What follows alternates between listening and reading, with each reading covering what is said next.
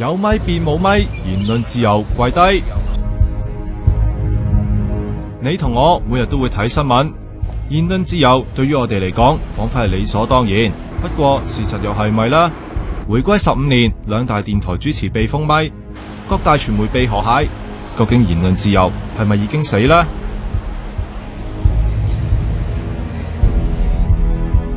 曾經喺商台主持9年幾風波裏的茶杯，做到俾人叫10點前特首嘅大班，節目廣告勁多，係生金蛋嘅我。回想佢同毓民一齊被封咪，就話唔想用陰謀論去評論事件，只係話咁10年大長運大話怕計數，多賺咗10億㗎嘛。咁佢都 cut 嘅話，咁一定唔係商業因素。又話堂堂爆出續牌事件，好容易令人聯想政府想用商台續牌嚟逼走佢哋。最有影響力、最受歡迎嘅2個節目電台主持人被封咪，咁呢個就喺任何地方都冇發生過。係嘛？咁呢個梗係黑暗啦。佢覺得呢件事搞到商台嘅影響力、明星、公信力、收聽人數一直都回復唔到。我哋作為反對派，市場永遠都係狹窄。即係我話俾你，過去100年，香港傳媒都係建制派控制咗。不過只不過97前嗰個就叫英女王，有個叫彭定康，個形象好啲。而家咧就曾蔭權、董建華、梁振英。大班認為群眾壓力好重要，會繼續爭取群眾支持。基於我哋有咩干預到核心價值，言論自由就要企出嚟。邊個係老闆啫？政府唔係你老闆嚟噶嘛？政府你都唔係你主人啊嘛？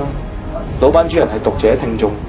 同一樣嘅睇法，同樣主持過風波裏的茶杯，同樣被封咪，喺港台主持過千禧年代、自由風嘅吳志森就覺得，回歸之前民意可以透過主流媒體反映出嚟，近呢幾年呢 sorry 冇晒啦。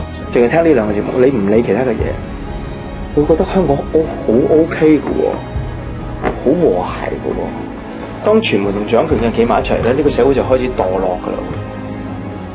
即係冇咗個監察，冇咗個監察。諗翻起03年7·1，佢話當時烽煙打到爆晒，如果政府有用心聽，就會知大鑊。可惜冇咁做到，完全係失策。當一支咪同你講拜拜，喺大氣電波嗰度，縱使仍然有人喺度，個言論自由咧都係局限於佢呢個節目呢個人，個空間其實係都萎縮咗。曾經被成報改評論，由原本中立變到挺梁嘅劉銳紹覺得傳媒自我審查越嚟越嚴重。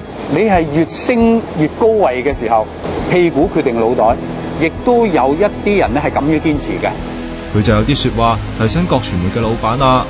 當你係按照某啲方面，尤其是係政權嘅要求，而所謂歸邊，逐漸失去咗最根本嘅基層嘅讀者受眾嘅支持嘅話咧，你所依靠嘅官方都唔會重視你。